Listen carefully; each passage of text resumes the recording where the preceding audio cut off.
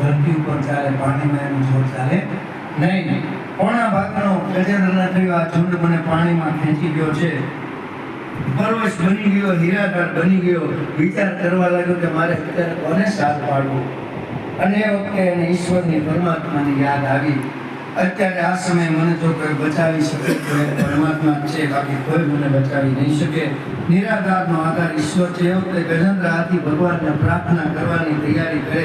એને વિચાર કર્યો કે ભગવાનના ચરણમાં પ્રાર્થના કરવી ખાલી હાથે ન કરાય. બાજુમાં નજર કરી તો માનસરોવરમાં કમળ ખીલેલું જોયું. એકદમ સૂંઢમાં કમળ લઈ અને પરમાત્માને કમળનું પુષ્પ મનોમન ચડાવતા ગજેન્દ્ર ભગવાનની સ્તુતિ કરે.